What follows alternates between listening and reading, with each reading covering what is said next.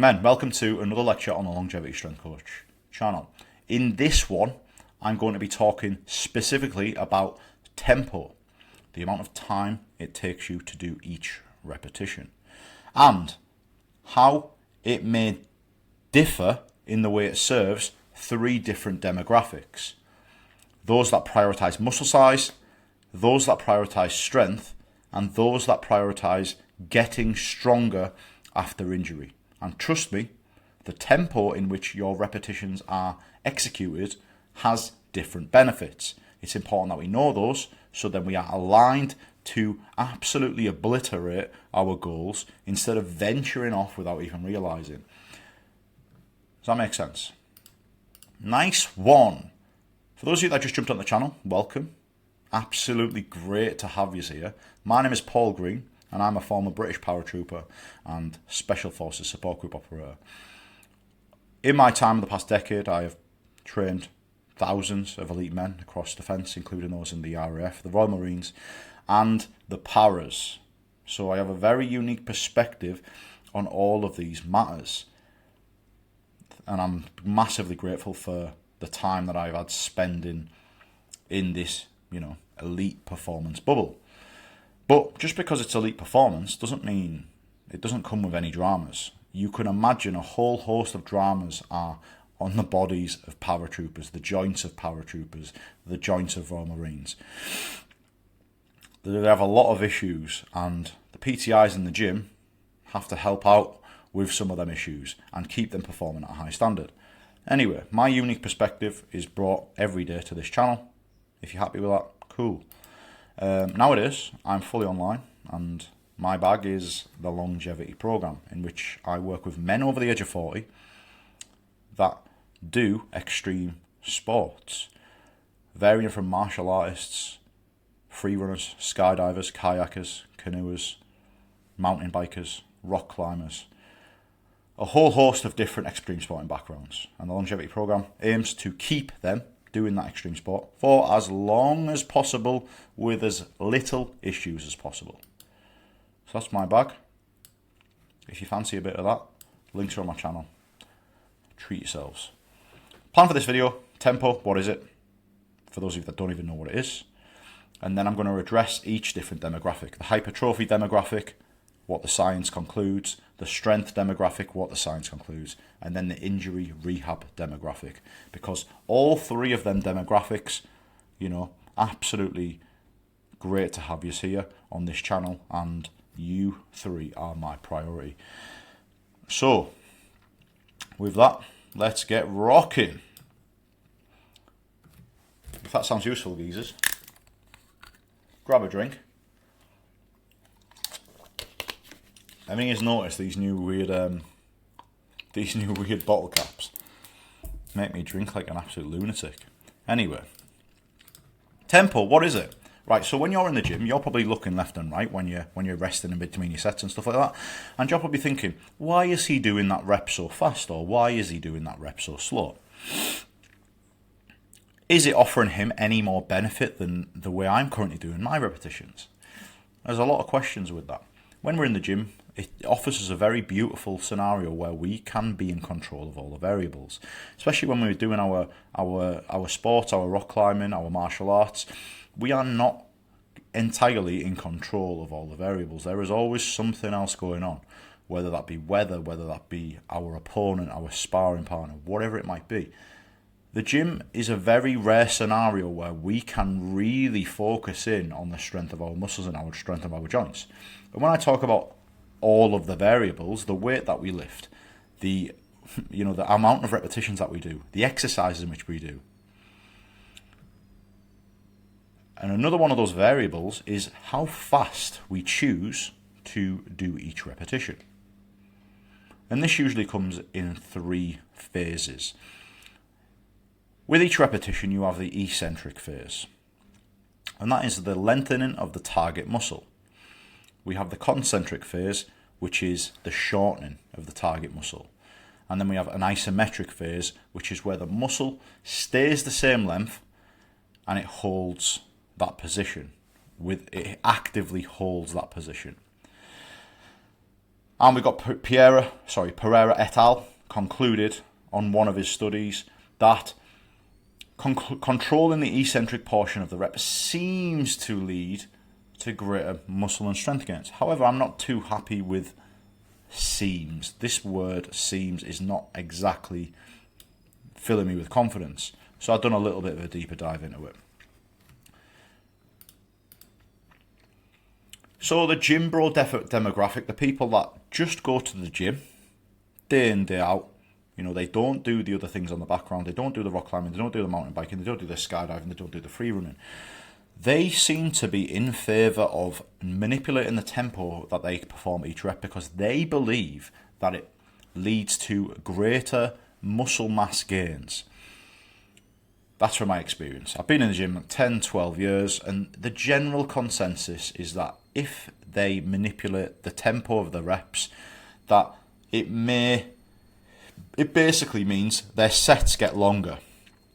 So, for example, say if you do a set with, you know, beginner lifter, no knowledge, go into the gym and do a set of 12 repetitions, and then 12 repetitions take you 11 seconds.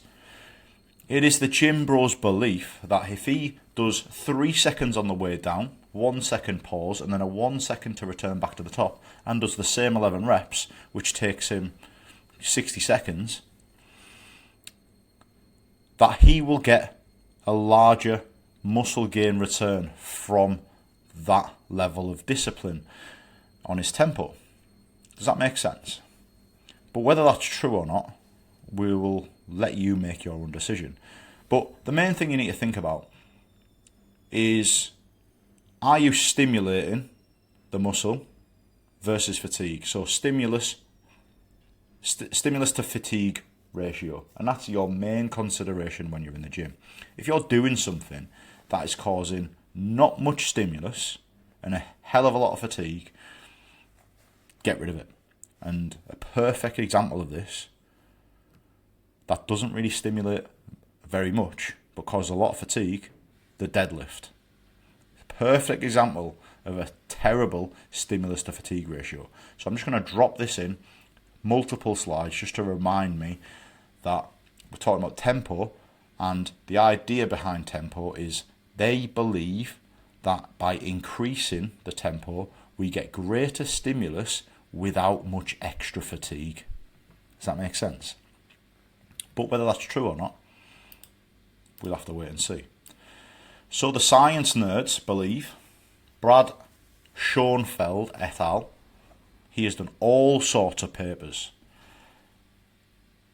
The duration during resistance training, repetition duration, on muscular hypertrophy, a systematic review and meta-analysis.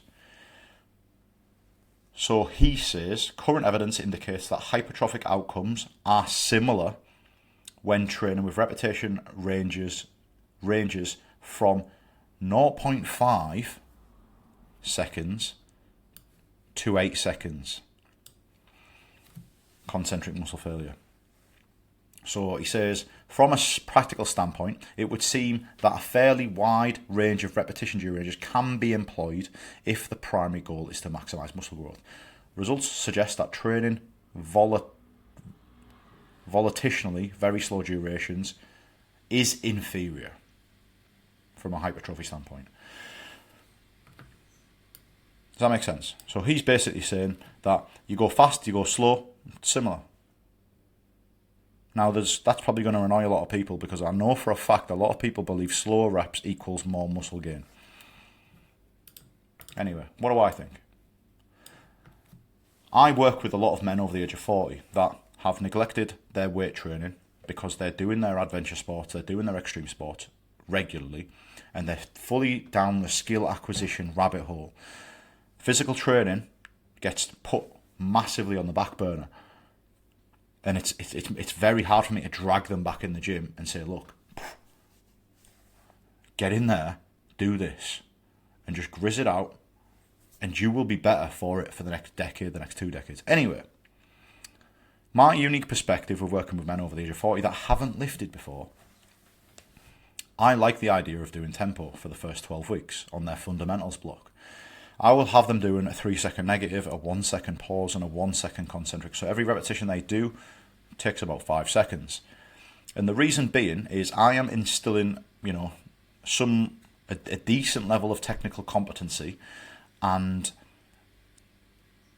it's also, so that's a physical thing that I'm doing there, but also the mental side of it as well. Men that haven't trained, they've just skydived for the past 20 years.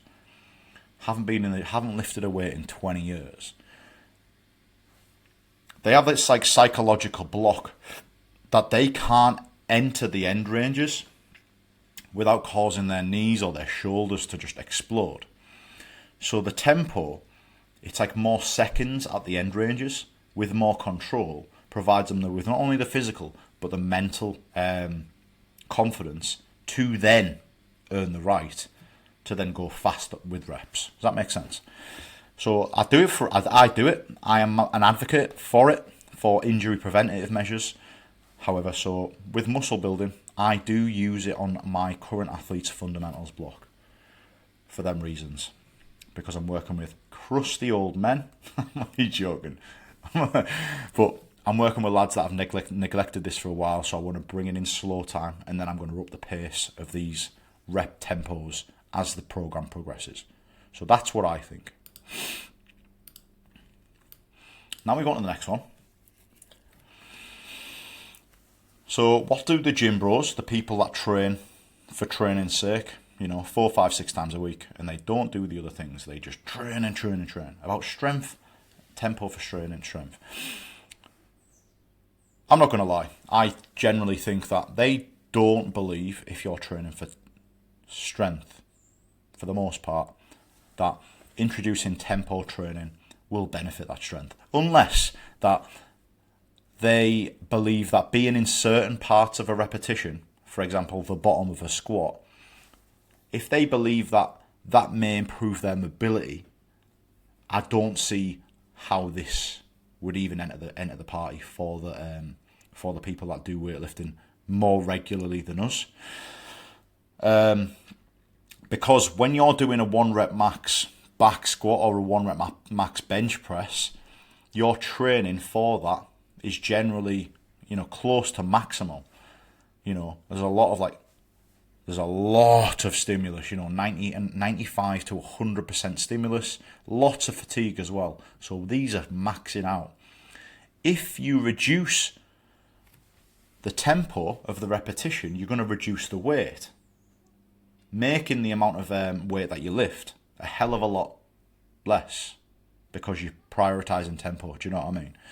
So I don't think this is a popular way of training in the strength world.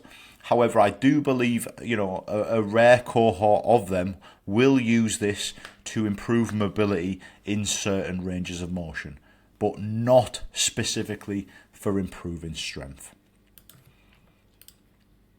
So the science nerds, we have L.K. Keeler et al.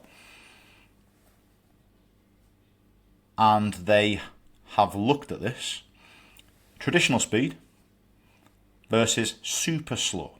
So I was very surprised when we're looking at the papers the other day, that how understudied this is, and you've got people in the gym that seem to be very convinced with what is right and what is wrong on this particular matter.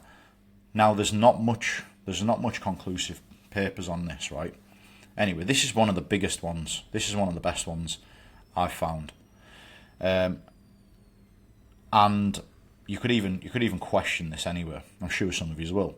But if you look at the graphic, I'll go into the words in a sec. We've got super slow, and we've got super slow in pink, and we've got regular on the blue. And this is the increase of 1 rep max. And on the left, you've got the percentage increase. So for leg press, you've got less than a 10% increase. For leg curl, you've got about a 15% increase. This is all super slow.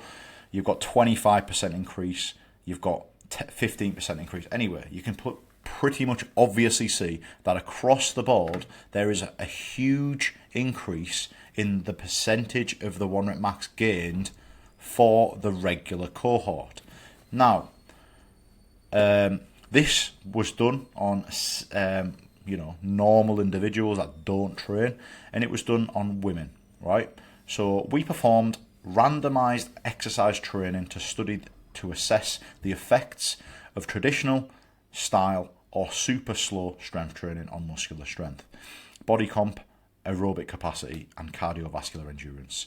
Subjects were 14 healthy normal women, and they aged from 19 to 45 years of age. Randomized to either do super slow or normal training protocols and train 3 times a week for 10 weeks. And as you can see, and the way this was tested is the super slow group done a super slow test, and the regular group did a regular test. They did, I think it was like chest press, super slow chest press, or they did these. But please be aware that they did the tempo in which they had trained on.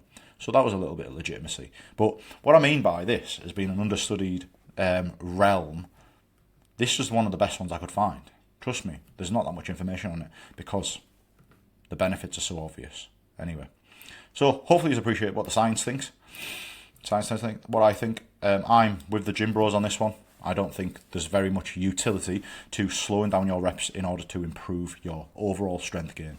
Do not do that. However, I do believe it's very important to earn the right to get to strength training tempos.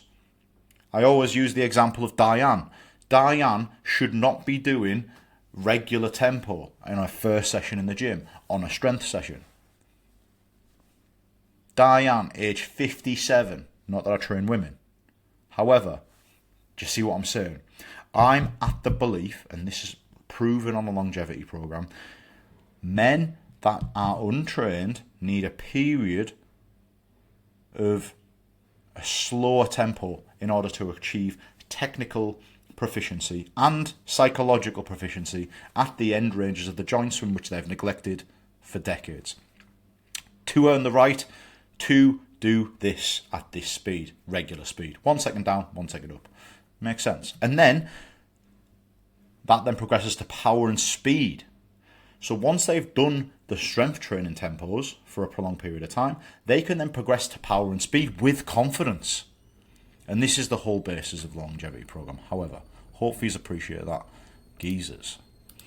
Right, the last one. What do gym bros think about tempo for injury rehab? I generally think that most people who are noticing this in the gym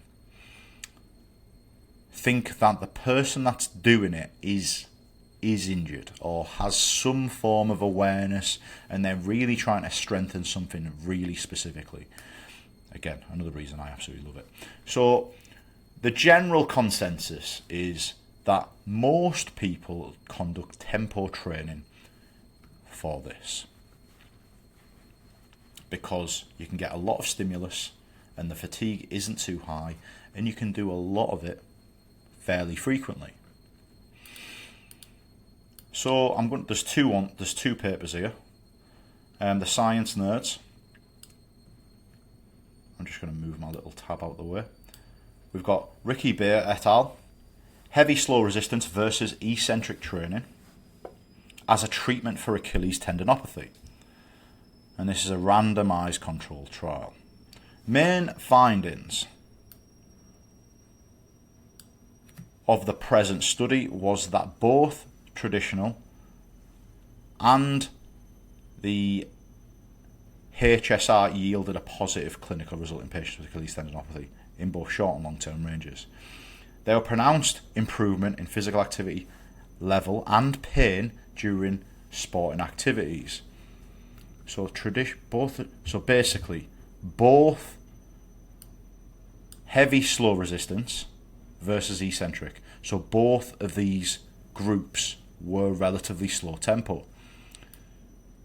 And now we're going to dial in on isometric, eccentric, or heavy slow. So again, we're changing the tempo and we're going really slow to deal with now patellar tendinopathy. And I like to treat the tendons very similarly on the longevity program. So we've got a systematic review here. Isometric exercises, grade A, can be trusted to guide, I'm sure it says guide there, clinical practice, whereas eccentric exercises, grade B, can be trusted to guide clinical practice in most clinical situations.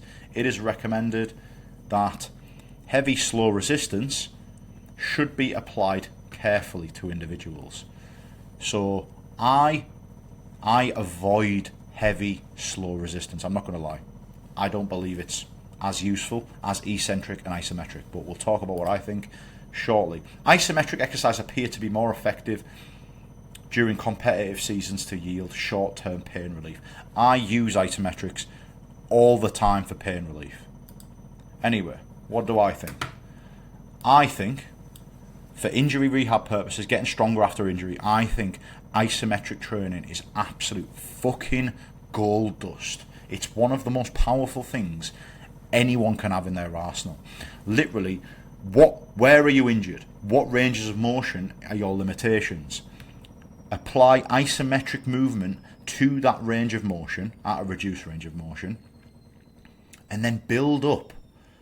When you're pain-free, or when you're close to pain-free, increase the range of motion, and then when you're close to pain-free, the range of motion will increase. Then you will be able to do full range of motion pain-free. Then you can, this is the what I see all the time, is after I've prescribed some isometric training for somebody with an injury, like a couple of months ago I had someone with a hip issue from golf, right? Not aligned with the extreme sporting, but it was just one of my friends. He was like, mate, look, my golf swing is affecting my internal rotators of my hip. I give him some isometric exercises to get rid of that pain. It's ridiculous. The reason isometric training is so powerful post-injury is because it offers your muscles a very unique stimulus of where they don't change in length. The muscle doesn't change in length, and the joint doesn't change. So there is no aggravation. There is just pure muscle activation and no aggravation of the fibres or the joint. Absolute gold dust. And with that, incrementally you can increase the range of motion, which increases the length of that area. That was probably a bit nerdy, but hopefully you can manage to stay with me with that, because I just like to highlight how powerful this is. Literally the body's natural anaesthesia, isometric training post-injury. And I want to give you the confidence, ask me questions about this, like anywhere in the body. Honestly, I say anywhere in the body. You're probably going to throw at me some like nerve issue or something. Most places in the body, isometric training will get you pain-free through your full range of motion. And then, once you're pain-free, that doesn't mean you can go back to the climbing wall. That doesn't mean you can go back to free running just because you're pain-free. You then need to build some strength. Just because you're pain-free doesn't mean you're strong. The reason you got injured there's a reason behind why you were injured. Just because you're pain-free doesn't mean you are strong. And this is the one part. So if you break these down into 4 stages, I've got another video on this, the 4 stages or the 5 stages of getting strong after injury. There's a video on my channel somewhere. 1, 2, 3, 4. If you made these 4 stages, now people get this wrong after stage 1. They become pain-free and they go back to shenanigans again. And they have a reoccurring injury. Why? Because they are not strong. They are just pain-free. Make sure you know the difference. If I've give someone isometric training to get pain-free, to get full range of motion, they need to then earn the right to train at a high intensity. So then it goes eccentric, concentric, and we add weight every time, and then it's full range. And I say full range, that's just normal training. And then we have to build some strength there, then build resilience, and then you can pretty much guarantee, after we've built resilience and athleticism, we can probably guarantee that that's never going to be a recurring injury again. Now, if you have reoccurring injuries, you are clearly missing this. You're clearly not doing it right. Look, check this out. It shows better. Really, really effective stuff. The video I did yesterday says about how exercise interventions are better than passive interventions. Most people get injured. What do? They rest. And this is what the physios, this is what the exercise rehab instructors, this is what they are doing with you. They are doing their checks on your joints, on your muscles, and they are then sending you on your way to do some of this. If you understand this, you will stick to it. When a physio gives you a resistance band and sends you on your way, and you can't be bothered doing them because you've got no incentive, if you understand these 4 words and this process, do isometric until the full range of motion is pain-free. Do not go back to sport immediately at full intensity after your isometrics. Work on technique. Then do eccentrics only. Then do concentrics only. And then do full range of motion. Build up some strength, build up some resilience, build up some athleticism. And what I mean by athleticism, what's the best way to build athleticism? It's by doing your sport. That's what I think. Clearly a passionate subject of mine when we get onto the injury one. Just an area where people get it wrong. So my concluding thoughts, tempo for gaining strength. I work with men over the age of 40, so I use it to get them moving well. With that, it builds fundamental joint strength. They gain a little bit of muscle, but the most important thing is they learn how to lift and they gain confidence in the end ranges, and they progress then onto a quicker rep, 1 second on the way down, 1 second on the way up, and really push the level of strength. Tempo for injury rehab, no brainer. Loads of research on this, geezers. This is gold dust for injury rehab. Worth noticing, every exercise you do in the gym, how much is it stimulating your targeted muscles and how much is it fatiguing you? If it's not much, then a lot here, it's a terrible exercise. Throw it in the bin. And this means controlling the eccentric portion at the very least. Just having a bit of control, not being stupid. Just having a little bit of control is all you need, essentially.